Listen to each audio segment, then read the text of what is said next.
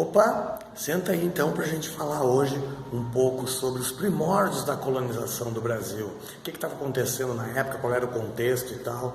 E na verdade aquele primeiro período ali, chamado período pré-colonial na história do Brasil. Beleza? Bueno, a primeira coisa para a gente entender isso aí é entender o contexto, né, em que isso acontece. A viagem do Pedro Álvares Cabral para o Brasil em 1500, uma viagem intensa.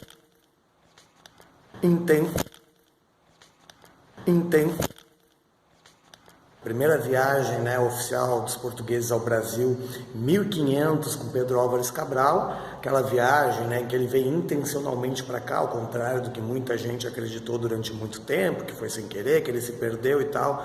Tem nada disso aí. Ele veio para cá sabendo aonde estava vindo, ele veio intencionalmente para o Brasil como uma escala na viagem em que ele seguiria caminho para a Índia, buscar lá as tais especiarias, principalmente pimenta.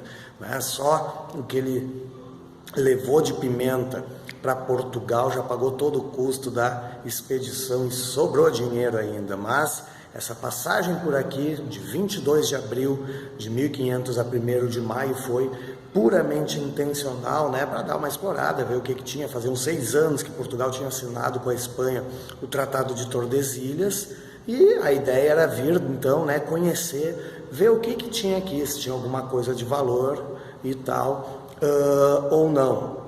O resultado dessa viagem dele a gente conhece bem através da carta ali do Pero Vaz de Caminha, onde a gente conhece, onde a gente fica sabendo como era o Brasil na época, como eram os habitantes que viviam aqui e como era, né, como foram os primeiros contatos entre eles, né, portugueses e nativos. A gente vai fazer um outro vídeo mais adiante explicando melhor isso aí, analisando um pouco a carta do Pero Vaz de Caminha. Por hora, a gente vai entender um pouco desse contexto então. Bom, Cabral, ao sair do Brasil, então, como eu falei, seguiu o caminho para a Índia, voltou carregado ali de especiarias e tal, carregado de pimenta, né, especialmente, e outras viagens depois, né, depois de 1500, né, depois dessa viagem do Pedro Álvares Cabral para o Brasil, várias outras viagens portuguesas para a Índia aconteceram.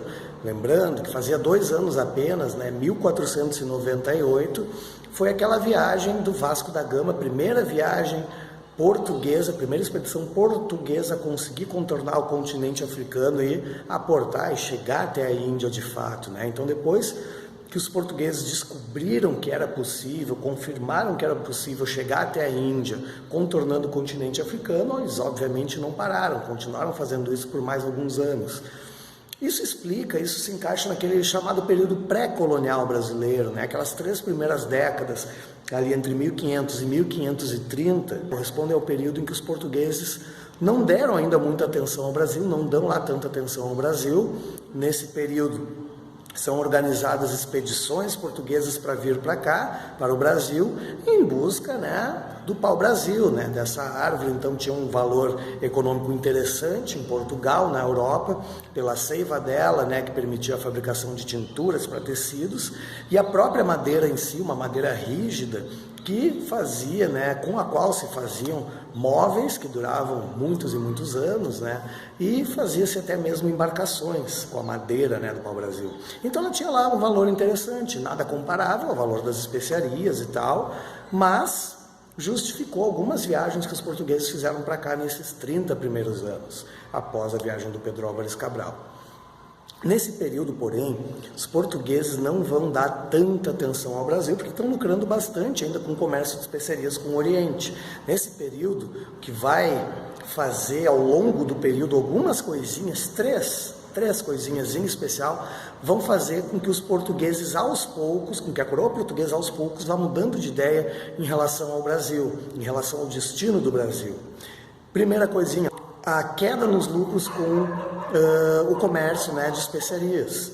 A partir do momento em que os portugueses comprovaram que era possível chegar até a Índia contornando o continente africano, outros países vão fazer o mesmo, né? Vários outros países europeus vão enfrentar essa viagem pelo Atlântico, vão realizar ali o chamado périplo africano, contorno do continente africano, para sair lá na Índia e tal, e buscar as especiarias. Então essas especiarias vão chegar, vai começar uma verdadeira guerra de preços e tal, essas especiarias vão chegar cada vez mais baratas na Europa, fazendo com que os lucros dessa longa viagem, vários meses de viagem, e aí tu tem que botar nesses vários meses de viagem, tu tem que botar o pagamento da tripulação, a alimentação da tripulação, as perdas a bordo, materiais e tal, às vezes perdas de embarcações também. Então tudo isso tinha que se colocar na ponta do lápis, e quando se viu que, lá pelo final da década de 20, se viu que os lucros obtidos com essas viagens, né, até a Índia,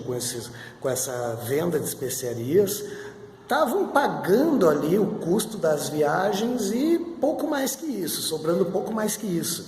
Então já não estavam compensando tanto assim depois, né? Lá pela década de 30 já não estava mais sendo tão lucrativo, né? Compensando tanto esse comércio, esse deslocamento até a Índia e tal. Esse aí foi o primeiro motivo, anota aí. Primeiro motivo que fez os portugueses, né, a coroa portuguesa mudar de ideia em relação ao Brasil e resolver apostar no Brasil. Segundo motivo, em várias dessas viagens dos portugueses para o Brasil, em busca do pau-brasil, eles se depararam com franceses, com navios franceses, né, atracando aqui no Brasil, ou saindo do Brasil, se encontrando em alto mar, na chegada e tal, franceses fazendo a mesma coisa. Navios franceses, embarcações francesas também carregadas de pau-brasil, levando para a Europa. Né? Então, a coroa portuguesa se deu conta, né, que se não tomasse conta do Brasil, correria sério risco ali de acabar perdendo, apesar de ter garantido o Brasil no papel, né, pelo Tratado de Tordesilhas lá de 1494. Porém, né, na prática, o que estava acontecendo eram essas invasões francesas.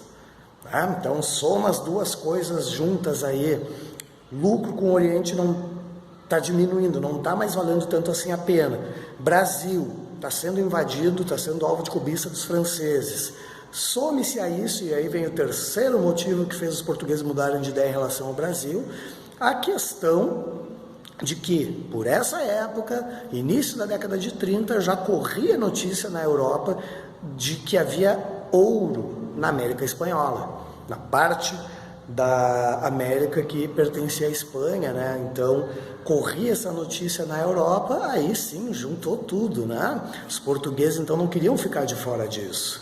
Então, de um lado, lucros com o Oriente diminuindo, invasões francesas no Brasil, na parte portuguesa da América, e do ladinho, na parte espanhola, tem ouro, os portugueses, a coroa portuguesa junta tudo isso e resolve lá na década de 30, dá início então à colonização do Brasil. E aí surgia, né, um outro problema. Como fazer para colonizar, para dominar, explorar um território muito maior do que o seu próprio? Né?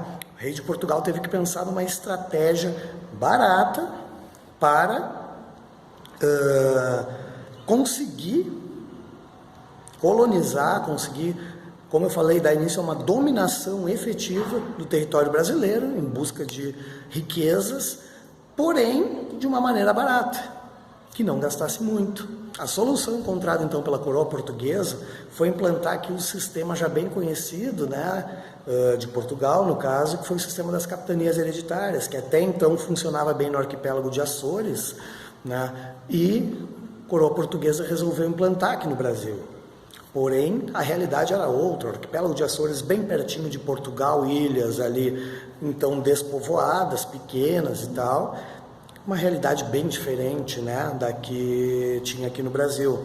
Brasil, um território distante, do outro lado do Oceano Atlântico, território infinitamente maior do que do arquipélago de Açores, ou mesmo do que o próprio Portugal, do que os dois juntos, né, os dois somados.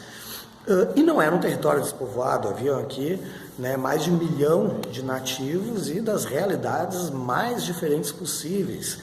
Culturas, costumes, línguas diferentes e tal. Então, em alguns lugares havia a prática da antropofagia, em outros lugares não. Em alguns lugares, né, os nativos mais amistosos, em outros menos amistosos.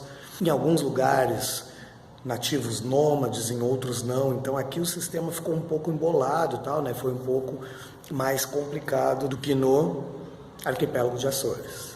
Tá? Mas isso é assunto para um outro vídeo, né? Esse aqui vai acabar ficando muito longo, tal. A gente vai voltar a falar disso em outro vídeo, aí, o resultado, em que deu essa tentativa de implantação das capitanias hereditárias aqui no Brasil.